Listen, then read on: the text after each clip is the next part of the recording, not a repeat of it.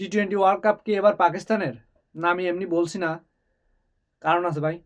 প্রথমত, পাকিস্তান এর আগে কখনো অস্ট্রেলিয়ার বিপক্ষে এত রান করেনি। 198 রান করেছে পাকিস্তান আজ অস্ট্রেলিয়ার বিপক্ষে।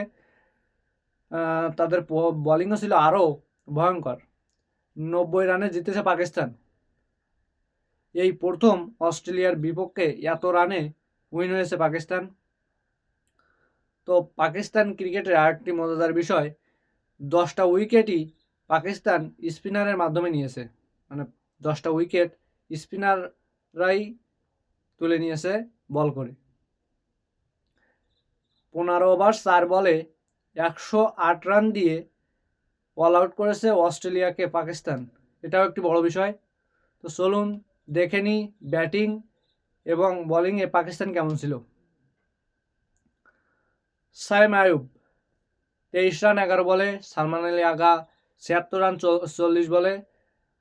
উসমান খান 53 রান 36 বলে। শাদাব খান 28 রান 20 বলে। দুর্দান্ত ব্যাটিং করেছেন তারা। এতেই স্কোর দাঁড়ায় 198 রান। বোলিংয়ে তো দুর্দান্ত। বোলিংয়ে 5 জন স্পিনার ছিল। 5 জন স্পিনার খুবই ভালো বল করেছেন। এর মধ্যে সবথেকে ভালো বল করেছেন আবরার আহমেদ। 3 ওভারে 14 রান দিয়ে 3 উইকেট, 4.67 তার ইকোনমি রেট ছিল। এর পরপরই আসতেছে নওয়াজ তিনিও খুব ভালো বল করেছেন। 2 ওভারে 11 রান দিয়ে 1 উইকেট, 5.50 তার ইকোনমি রেট। এরপরে হচ্ছে শাদাব খান 4 ওভারে 26 রান দিয়ে 3 উইকেট, 6.50 তার ইকোনমি রেট।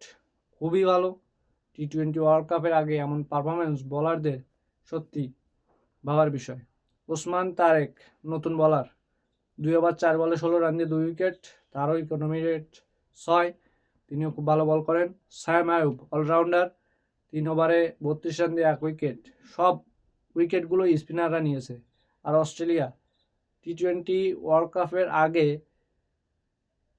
এই ফর্ম সত্যি অস্ট্রেলিয়া ফ্যানদের ভাবাবে, কারণ পরপর দুটো টি-20 ম্যাচ তারা পাকিস্তানের বিপক্ষে হেরেছে।